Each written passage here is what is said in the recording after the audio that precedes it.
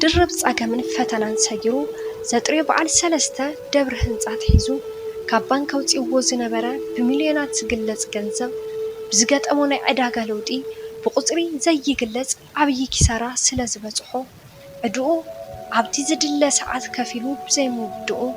ገዝኡ ብጨረታ ንኽሽየጥ ዝተረፎ ግዜ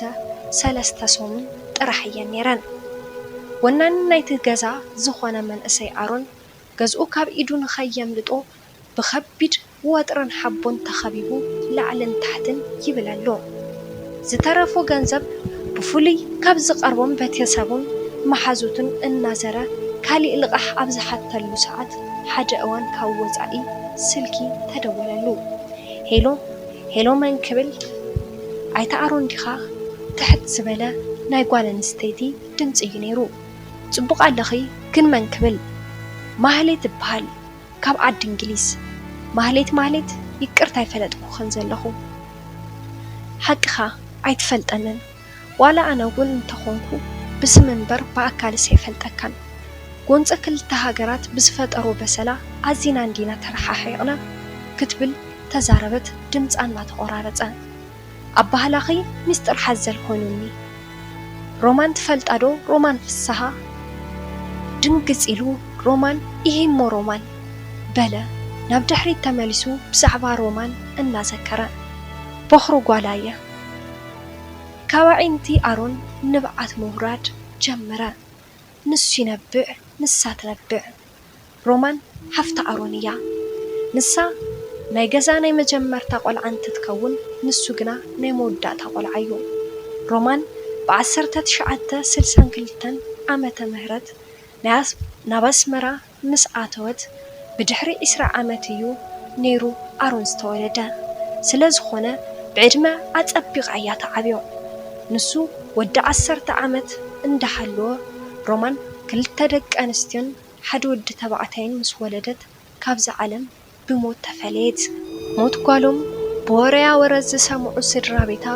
ብሰንኪ ኣብ መንጎ ኢትዮጵያን ኤርትራን ተፈጢሩ ዝነበረ ጎንፂ ኣብ ስነ ስርዓት ቀብሪ ጓሎም ተራኺቦም ዋይ ጓለይ እናበሉ ብዘይምንብዖም ሓዘኖም ድርብ ኮነ።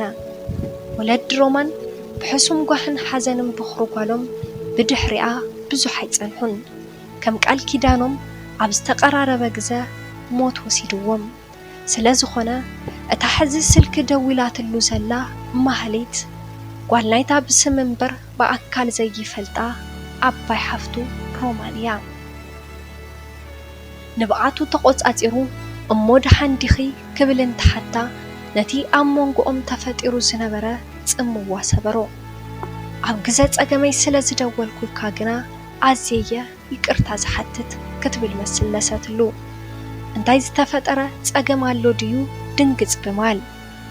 በጃኻ ኣብ ሕማቐይ ዘለኹ ንእሽተን ሓፍተይ ብናይ ርእሲ ካንሰር ሕማም ኣብ ሆስፒታል እንግሊዝያ ደቂሳ ዘላ። ስለዚ ዝተወሰነ ናይ ገንዘብ ሕፅረት ኣጋጢሙኒ ስለ ዘሎ እንተኽኢልካ ብዛዕባ ሕሉፍ ዛንታና ካልእ ግዜ ክንዕልለሉ እሞ ሕዚ ግና ህይወት ሓፍተይን ህይወት ጓል ሓፍትኻን ካብ ሞት ንምትራፍ ዘኽእል $20,000 ደልየለኹ እንትትብል ብጣዕሚ ደንገጸ። ናቱ ጸገም ካልኣይ ግዜ ክትካእን ክርከብን ዝኽእል ገዛ ንምምላስ እዩ። ናታ ጉያ ግና ዳግማይ ክትረኽባ ንዘይትኽእል ህይወት ንእሽተን ሓፍታ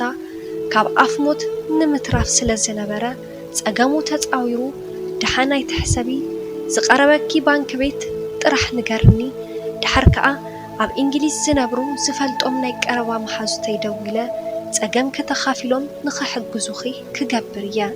ጥራሕ ብዙሕ ኣይትጨናነቕ ብምባል ሓበሬታ ለገሰላ። ንደቃይቕ እውን ከይጸንሐ ካብቲ ገዝኡን ምምላስ ኢሉ ካብ ሰባት ተለቂሕዎ ዝነበረ ገንዘብ ኣልዒሉ እንትልእኸላ በዓልቲ ገዝኡ ግና ካሊእ ጸገም ፈጠረት። ናታ ድሌታ ገዝኦም ንምምላስ ጥራሕ ስለ ዝነበረ ብዝሰርሖ ስራሕ ዝያዳ ተናዲዳ ህጹጽ ውሳነ ብምውሳን ናይ 80 ወረቐቶም ንኽቐዱ ሕቶ ኣቕረበትሉ። ነገራት ኣስፊሑ ናይ ምምዝዛን ባህሪ ዘለዎ ኣሮን በዓልቲ ገዝኡ ብስምዒት ተደፋፊኣ ንዝሓተተቶ ሕቶ كأمنا زخل ملسي مسحبا ناب مهلت بزح كذا ولا قوا سلكن تدول الله كتلعلو سلازي كعلت كنا أزي تجانانغا استفتقرت أجم دهلو يخون النابلة عرفت سعنا عصرت معالتي أدمز تفرفو جزء نمملاس عزيالان تتقوية خون اللجنا أي كعلن زنبرو تصفى كهفف جمرة لعلاق أميايدو انت كجبرية إلو تعرب بمقرات سقطة مرزا دحر حموشت معالتي كي حسبو مهلت دولت هلن قلطف حكمنا بمركبا كموت سلازي ترفت بطعمي دس سلازي بلا مسحفتن مسبوعن عراخبتو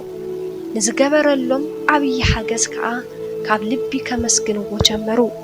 وداس أو عدي إنجليز أبزر كاب يونيفرسيتي أوكسفورد ناي PhD تمرتا إنا تخطاتلت إياتركب እታ ካብ ሞት ዝተረፈት ሄላን ከዓ ኣብ ከተማ ኣስመራ ናይ ምህንድስና ማይ በዓልቲ ሙያ እንትትከውን እቲ ተባዕታይ ወዲ ግና ብሂወት የለን ወላዲአን ኣይተ ተስፋዝጊ ኣብ ኣስመራ ዝነብሩ ፍሉይ ነጋዳይ እንትኾኑ እቲ ዝገርም ንሶም እውን ኣብ ዛላምበሳ ዓዲ ግራት ዝነብሩ ክልተ ኣሕዋት ከዓ ኣለዎም ምስ ቤተሰባ ሌላ ምፍጣር ዘለዓለ ድሌት ዘለዋ ማህሌት ኣብ ዓዲ እንግሊዝ ንዝነበሩ ደቂ ውቅሮ ድሃይ ኣብ ውቅሮ ዝነበራ ዓባያ ብምሕታትያ ናይ ዳዊት ስልኪ ክትረክብ ዝኽኣለት ኣብ ልዕሊ ኣሮን ዝለዓለ ኣመላኻኽታ ዝነበራ ማህሌት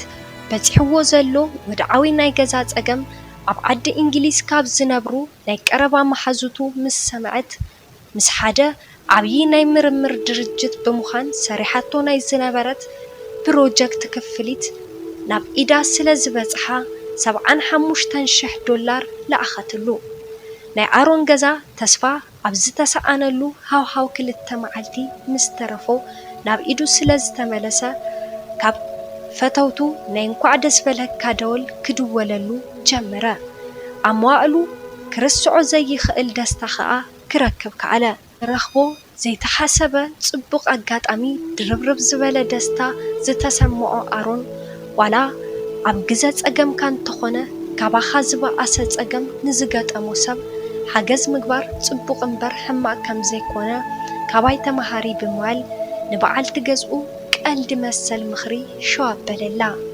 ጊጋኣ ስለ ዝተረድኣ ይቅርታ ሓተተቶ ብፍቕሪ ከዓ ሓቢሮም ምንባር ቀጸሉ ሓደ ሓደ ግዘ ኣሮን ምስ በዓል ማህሌትን ሄለንን ኣበይን ከመይን መዓዝን ኢና ብሓባር ተራኺብና ሆነታዊ ናፍቆትና ፍቕርና እንዕልል ወይስ በቃ ተረሓሒቕና ክንቅጽል እናበለ ኣብ ሎሚ ኮይኑ ንትማልን ንጽባሕን ብምውድዳር ተስፋ ሰኒቑ ይነብር